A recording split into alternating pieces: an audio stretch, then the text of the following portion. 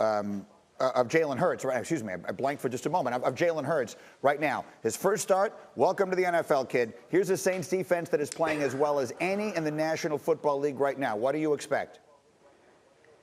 Well, listen, I think this just goes back to draft day. I don't know if Peterson was totally on board. This is from a total outsider perspective. I don't have some insider knowledge, but it sure seems like he wasn't on board with that pick from Howie Roseman. So this is kind of like, all right, you want to see your guy play? Good luck against a team that's held, opposing offenses to less than 16 points in their last 5 games. Like, good luck. So this is tough. You know, when you put a rookie in there like that. The Saints have a tough front seven, a veteran secondary that's not a recipe for success for a first-time starter. What you would hate to see because of, disagreements on who to draft and who you want playing at quarterback between the GM and the head coach is a quarterback not to be developed properly and get shell shock in his first outing, and be kind of seeing stars and not have a great outing his first time because you want him to build confidence. So this could be tough for him. What do you think, Bart? Well, to quote the great Clubber Lang from Rocky III, what my prediction is, pain. And you talk about pain, you talk about this is a porous offensive line that can't stop blitzes up the middle. I have a young quarterback with limited weapons. Alshon Jeffries couldn't jump over a stack of index cards right now. I promise you that they're gonna light him up. They're gonna heat him up, man, and it's gonna be painful. They're gonna set the edges to make sure he has to throw the ball from the pocket, and they're gonna blitz him and blitz him and blitz him, and it's gonna be painful and it's gonna get ugly early. And once you damage this young player, you can't get him back and bench him and say, come on in, Carson Wentz. You're stuck with him, and he's going to have to live through all these bumps in the road. You know what? Not only do I agree with every word you said, but it gives me the opportunity to once again say the fact that Mr. T didn't win an Oscar for Rocky III is absolutely a crime. Anyway, RC, to you, what do you think? You know what this reminds me of, Greeny? It's that gif where Jon Snow takes the sleeve off of his sword and the whole other army is barreling toward him on their horses. Like, that's who Jalen Hurts is going to be this week. And I told you early on in the week, I keep seeing Apollo Creed dancing with James Brown before the fight against Ivan Drago and how excited he was about that. And then what happened? That's what I'm looking at when I think about Jalen Hurts. But to me, it's a win-win situation for him. I actually agree with what Mark said. I don't think Doug Peterson was ever on board with having Jalen Hurts. I don't think he expects Jalen Hurts to go out and succeed this week. I don't think he knows if Jalen Hurts is the answer. But what he did know was that Carson Wentz was the problem, that Carson Wentz was the reason this team wasn't winning. Now, there are other things that need to be fixed, but you can place a lot of the blame at the feet of number 11. And so for Jalen Hurts, it's two things. If he doesn't play well this week, Monday morning, me, Rex, and Dan are going to come on here and say we didn't expect him to play well. He was playing the best defense in football, and we didn't think he was ready. But if he is poised, if he can move this team, if he can add some sort of a spark, it bodes well for Jalen Hurts and his future and the way people have to see him, and maybe even giving him an opportunity next week. Doug Peterson said he made this decision for this week. To me, that means so many things. He doesn't believe in Jalen Hurts. This is not a decision that they want to go away from Carson Wentz forever. And so Jalen Hurts has an opportunity in a game no one expects him to play well to show that he belongs.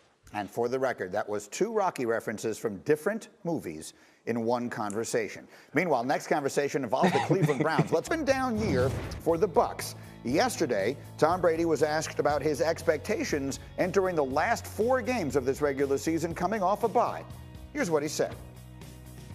First time I was on a championship team, we were 5-5 through 10 games and then played really well down the stretch. So what you got to do is you got to have competitive stamina, and hopefully now having a week off, understanding how we need to approach these things going forward, we can play better, our best football. And that's what December is all about. So we can continue to improve.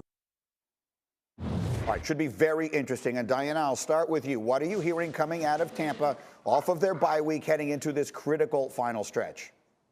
Well, the other bite that you should have added to that was when Tom Brady was talking about the weather in Tampa. He said, you won't catch me dead living in the Northeast. So we can hush all those rumors that perhaps he wants to leave Tampa because he seems happy. He just bought another house down there. So in terms of their outlook going into this, finding their identity, Bruce Arians will say over and over, we can figure out a way to win different ways. It doesn't have to be just one identity for them, right? Because you look at the Saints in the NFC, you think Drew Brees, Taysom Hill, Michael Thomas, Alvin Kamara. You look at the Rams, we saw them last night. You know what they are. It's clear.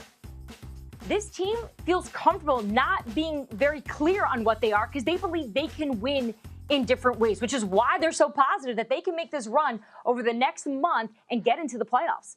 All right, so they're positive.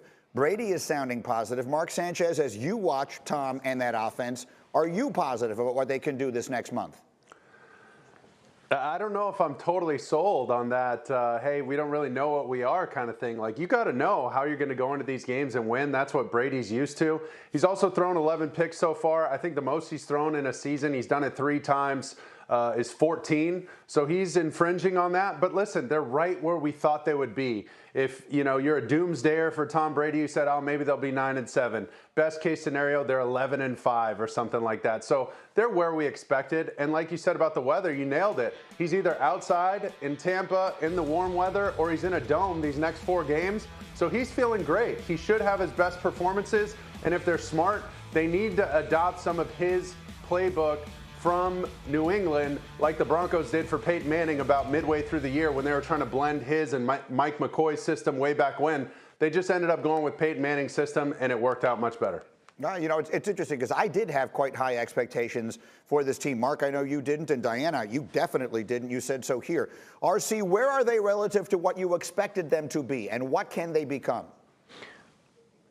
I expected them to be playing better right now. It's not necessarily about the record or about the teams that they've lost to. It's about the way that they've lost and when they have. When you look at what they did against the Los Angeles Rams, not being able to stop the pass, Tom Brady throwing interceptions to lose the game. Also against the Kansas City Chiefs. This isn't the team that we expected the Tampa Bay Buccaneers to be at this juncture of the season. I thought they'd be ascending. I thought we'd be talking about them being a true contender in the NFC. And I just don't see that from this team right now. I don't see the type of chemistry you need to have between your skilled players, but I don't see a defense that can be elite, a defense that can be dominant, and that was part of the assessment we made. We thought that they'd be explosive on offense, Tom Brady would protect the ball, but more importantly, we thought they'd be able to stop people, and they haven't done that in the last few weeks, and that scares me even more than Tom Brady not getting right. I believe in him because I've seen him do it time and time again, but I haven't seen this defense. This team isn't ready to win big playoff games.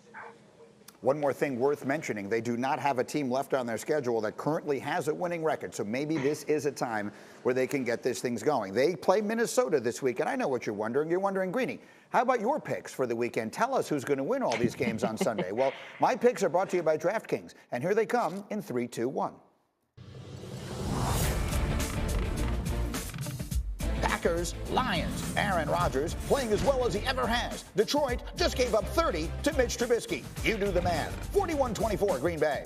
Cards, Giants, teams headed in opposite directions. Suddenly, it's New York. We're all wondering if they're for real. And the answer is yes. Big Blue makes it 6 of 8 behind their great D, 27-23. Texans, Bears. Deshaun has his playoff hopes crumble last week. He'll take out his frustration on a group that packed it in a month ago, 31-16. Chiefs, Dolphins. Now we're talking. I like everything about Miami. The defense, the coach, the underrated weapons. But Patrick Mahomes is on the other side. Enough said. 30-24, Kansas City. Cole.